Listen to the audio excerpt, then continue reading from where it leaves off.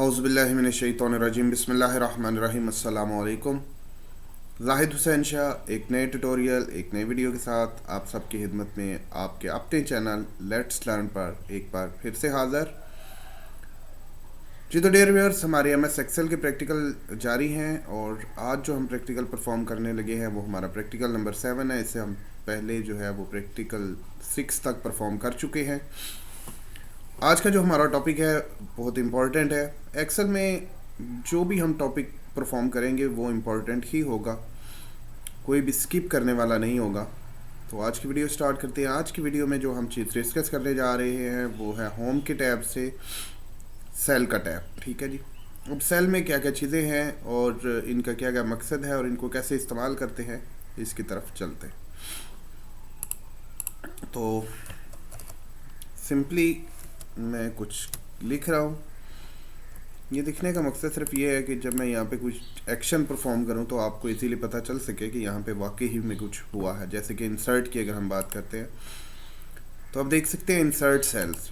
ठीक है, insert sales में आगे आप देखें shift down right left entire row entire column. ठीक है, अब ये जो सेल है ये बेसिकली जब हम बॉर्डर लगाते हैं और फिर उसमें जब सेल को मर्ज कर लेते हैं या स्प्लिट कर लेते हैं तो उसमें इनके साथ हम जो है वो डाउन या राइट में अगर हमें कोई सेल रिक्वायर्ड होता है तो हम ख़ास तौर पे ये स्प्लिट में सही काम करता है तो हम ये चीज़ यूज़ करते हैं। ठीक है, इंटायर रो करनी है तो पूरी की पूरी रो ऐड कर सकते हैं, इंटायर कॉलम करना है तो पूरे का पूरा कॉलम कर सकते हैं। ठीक है, अगर हम शिफ्ट सेल डाउन करते हैं तो ओके करें, एक सेल ऐड हो गया। ठीक है, लेकिन जब सेल ऐड होगा तो डेफिनेटली वो एक रो ही बन जाएगी। लेकिन जब हम स्प्लिट सेल्स के अंदर जिसमें हमने एक सेल को दो हिस्सों में डिवाइड किया होगा वहाँ पर जाके ये चीज़ परफॉर्म करेंगे और वहाँ पर अगर हमें एक और सेल रिक्वायर्ड होगा तो वहाँ पर शिफ्ट सेल राइट या शिफ्ट सेल डाउन से आपको एक सेल मिलेगा, पूरी रो या पूरा कॉलम नहीं मिलेगा। ठीक है, तो यहाँ पर आप क्या कर सकते हैं, पूरी की पूरी रो ऐड करें, ओके करें, पूरी की पूरी रो ऐड हो चुकी है। ठीक है, इसी तरह पूरे का पूरा कॉलम ऐड हो सकता है। ओके सॉरी, ये तो हमने परफॉर्म कर लिया था। इसी तरह पूरे का पूरा अगर कॉलम ऐड करना है तो चलें हम ऐसा करते हैं, यहाँ पे कुछ लिख लेते हैं, यहाँ पर आ जाते हैं और यहाँ से अगर हम कॉलम ऐड करते हैं तो आप देखिएगा यहाँ पर ये भी ऑप्शन है इंसर्ट शीट रोज इंसर्ट कॉलम। यहाँ से भी कर सकते हैं और यहाँ से भी कर सकते हैं। अब एक कॉलम का गैप जो है वो और बढ़ जाएगा क्योंकि एक मैंने पहले एम्प्टी छोड़ा था, एक और ऐड हो गया। तो इस तरह अगर आप कुछ लिख रहे हैं और आपको लिखते लिखते कॉलम्स की ज़रूरत पड़ सकती है या पड़ गई है तो आप यहाँ पर कोई भी कॉलम ऐड कर सकते हैं। ठीक है, फॉर एग्जांपल अगर हम यहाँ पे लिख रहे हैं और आपको यहाँ पे कॉलम चाहिए यानी 23 के राइट साइड में, सॉरी लेफ़्ट साइड में। ठीक है, तो आप यहाँ से इंसर्ट कॉलम करके कॉलम ऐड कर सकते हैं। ठीक है, ये देखिए इन दोनों में गैप नहीं था लेकिन जैसे ही मैंने इसमें कॉलम ऐड किया तो गैप बन चुका है, यानी मैं इसके मिड में कुछ लिखना चाहता था तो इस तरह से आप यहाँ पे कॉलम ऐड कर सकते हैं, कोई मुश्किल बात नहीं है। इसी तरह यहाँ से भी इंसर्ट शीट रोज और इंसर्ट शीट कॉलम और लास्ट वन जो ऑप्शन है वो है इंसर्ट शीट। पूरी की पूरी शीट अगर आप ऐड करना चाहें तो यहाँ पे देखिए, यहाँ पे शीट 1 थी और ये शीट 2 आ चुकी है। ओके, इसके अलावा क्या पॉसिबिलिटीज़ हैं वो देख लेते हैं। इंसर्ट का आई थिंक आपको पता चल चुका है। इंसर्ट के अलावा आप डिलीट की बात करें तो डिलीट सेल की बात करते हैं। शिफ्ट सेल, आप शिफ्ट सेल, अच्छा यहाँ से मैं यहाँ पे क्लिक करता हूँ और यहाँ पर हम करते हैं सेल और शिफ्ट सेल आप करते हैं। ठीक है, और ओके करते हैं तो एक जो सेल था ऊपर वाला एम्प्टी वाला वो डिलीट हो गया। ठीक है, तो इस तरह से अगर आपको रिक्वायर्ड हो तो आप डिलीट कर सकते हैं। इसके अलावा आप क्या कर सकते हैं जी, शिफ्ट सेल लेफ़्ट, अगर लेफ़्ट वाला सेल आपने डिलीट करना है तो वो भी हो सकता है और इंटायर रो, पूरी की पूरी रो डिलीट करनी है तो वो भी डिलीट हो सकती है और पूरे का पूरा कॉलम डिलीट करना हो तो वो भी हो सकता है। यही काम आप यहाँ से राइट क्लिक करके भी इंसर्ट और डिलीट से कर सकते हैं। ठीक है, ऑप्शंस काफ़ी अवेलेबल हैं, जहाँ से आपको सूटेबल लगे आप इसको परफॉर्म कर सकते हैं। इसके अलावा डिलीट सेल के अंदर रो और कॉलम को हम डिस्कस कर चुके हैं। यहाँ पर आने के बाद आप यहाँ से भी डिलीट रोज और कंट्रोल दी हम कर रहे हैं अनडू करने के लिए और कंट्रोल दी जो है अनडू और कंट्रोल वाई रीडू होता है। ठीक है, तो कॉलम भी डिलीट हो सकता है, रो भी डिलीट हो सकती है, और ओवरऑल आप शीट को भी डिलीट कर सकते हैं। यहाँ से भी शीट डिलीट हो सकती है, डिलीट पे क्लिक करें, शीट खत्म। और यहाँ पे राइट क्लिक करके भी आप शीट डिलीट कर सकते हैं, बट आप डिलीट यहाँ देखें तो आप वो कहता है कि एक जो वर्कबुक में एक शीट लाजमी होनी चाहिए, आप सारी की सारी डिलीट नहीं कर सकते, ठीक है। तो आप ऐसे यहाँ से राइट क्लिक करके भी डिलीट पे क्लिक करके इसको डिलीट कर सकते हैं, और यहाँ पे राइट क्लिक करके भी शीट को इंसर्ट कर सकते हैं, ठीक है। ये देखिए शीट आ चुकी है। इसी तरह आप शिफ्ट F11 के साथ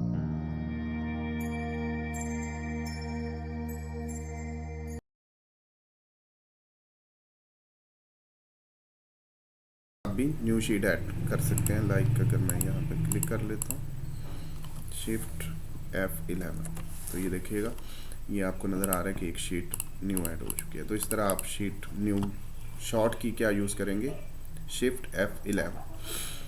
यहाँ तक तो जो चीज़ें थी वो वेरी सिंपल थी। खैर आगे भी सिंपल ही रहेंगी, बट आगे जो फॉर्मेट में है यहाँ पे बड़ी इंपॉर्टेंट चीज़ है रो हाइट। फॉर एग्जांपल हमें कोई शीट बनानी है और उसकी हमें खुद से रो हाइट सेट करनी है। पहली बात तो ये है कि हम ये देखना चाहते हैं कि बाय डिफ़ॉल्ट MS एक्सेल हमें रो हाइट देता कितनी है। फॉर्मेट में जाएं, रो हाइट में जाएं, और ये जो 15 है ये आपकी रो हाइट है, ठीक है। अब ये इंच तो हो नहीं सकते, डेफिनेटली कोई पॉइंट्स वगैरह आई हैं, ठीक है, क्योंकि 15 इंच हो तो आपको पता ही है पेज भी 15 इंच का नहीं होता, ठीक है। तो 15 है।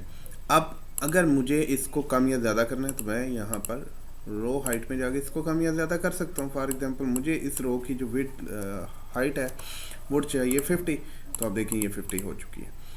और अगर आप चाहते हैं कि फॉर एग्जांपल यहाँ से यहाँ तक, ठीक है, फिर जाहिर बात है वो सारी रो पे ही अप्लाई होगा, बट सिलेक्शन हम ले रहे हैं फ़िलहाल।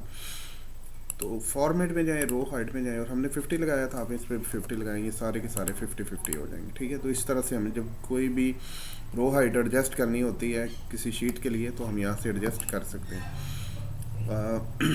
एक दफ़ा मैं कंट्रोल वाई कर लेता हूँ, ठीक है। अब यहाँ पे मैंने क्यों कंट्रोल वाई किया, auto fit to row height, यहाँ पे आप क्लिक करेंगे तो रो की जो रियल हाइट है जो बाय डिफ़ॉल्ट 15 थी, यहाँ से आप उस पर जा सकते हैं। यानी आपने जो भी हाइट चूज़ की हुई थी, आप चाहते हैं कि नहीं ये नहीं सही, हमने ऑटो फिट पे जो ओरिजिनल इसकी हाइट है रो की वही लेनी है, तो आप इस तरह से भी उसको परफॉर्म कर सकते हैं। उसके बाद है कॉलम विड्थ की बात करते हैं, तो ये हमें बाय डिफ़ॉल्ट बता रहा है। बाय डिफ़ॉल्ट चीज़ें जानना हमारे लिए बहुत ज़रूरी है, ये हमारे इंटरव्यू में भी आ सकती हैं, हमारे टेस्ट में भी आ सकती हैं, और वैसे भी हमें इन चीज़ों का पता होना चाहिए। ओके, अब यहाँ पर अगर मैं 8.43 देख रहा हूँ, तो अगर मैं चाहता हूँ कि मुझे ये कॉलम की विड्थ 15 चाहिए तो मैं यहाँ से 15 कर दूँगा। ये देखिए ये मेरी कॉलम की विड्थ 15 हो चुकी है। मैं चाहता हूँ यहाँ तक जो कॉलम्स है इनकी विड्थ सेम हो, तो आप यहाँ पे जाएँ, कॉलम विड्थ पे जाएँ, सिलेक्शन करने के बाद यहाँ पे 15 कर दें, ओके कर दें, जस्ट वेरी सिंपल, कुछ भी। और बाकी देखें ये वाले जो हैं ये टिल नाउ वैसे ही हैं जैसे ओरिजिनल थे 8.43, और ये वाले जो हैं वो 15 में चले गए हैं क्योंकि मैंने इनकी कॉलम विड्थ चेंज की हुई है, ठीक है। तो I think it's so simple, आप इजीली इसको समझ चुके होंगे, कोई मुश्किल बात इसमें नहीं बताई मैंने। उसके अलावा auto fit to column width same like auto fit to row height की हिसाब है, लेकिन याद रखिएगा जो कॉलम है वो क्या होता है, उसकी विड्थ होती है, और जो रो होती है उसकी क्या होती है, हाइट होती है। डिफ़ॉल्ट विड्थ चेक करनी हो तो स्टैंडर्ड कॉलम विड्थ 8.43 है, ठीक है जी, ओके। उसके अलावा पॉसिबिलिटीज़ क्या हैं, hide and unhide rows, columns, sheet, सारे ऑप्शन अवेलेबल हैं। फॉर एग्जांपल यहाँ पर मैं थोड़ा सा लिखता हूँ, मैंने नेम लिखा, मैंने नंबर्स लिखे, और मैंने फॉर एग्जांपल आगे एक कॉन्टैक्ट का ऑप्शन डाल दिया। सपोज दैट नेम हम कोई भी रख लेते हैं, तैयब रख लेते हैं, सपोज दैट डजंट मैटर कि वो नेम क्या है। उसके अलावा नंबर 34, कॉन्टैक्ट को हम कुछ भी ऐसे डमी सी एंट्री कर लेते हैं, एक और एंट्री करेंगे, उस्मान कर लेते हैं, ओके। इसको भी कोई नंबर देते हैं और इसके भी कोई कॉन्टैक्ट डालते हैं। अब हम ऐसा चाह रहे हैं कि जो हमें प्रिंट में चाहिए, हमें सिर्फ नेम और नंबर चाहिए, कॉन्टैक्ट नहीं चाहिए, तो क्या हम इसको डिलीट कर दें?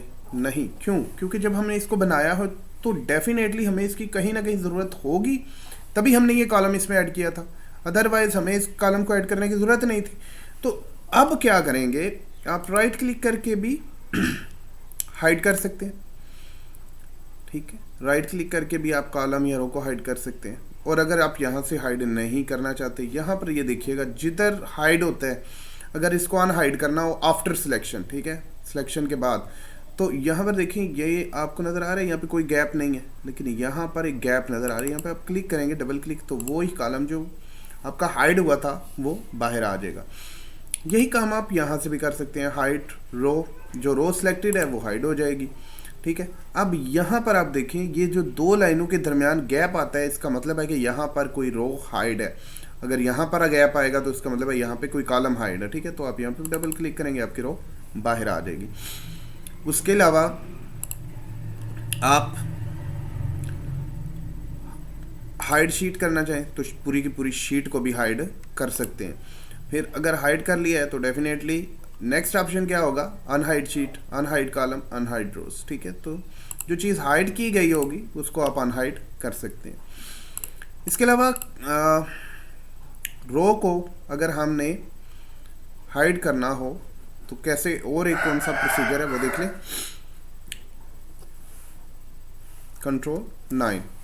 कंट्रोल 9 से भी आपकी जो रो है वो हाइड हो जाती है, कंट्रोल 9।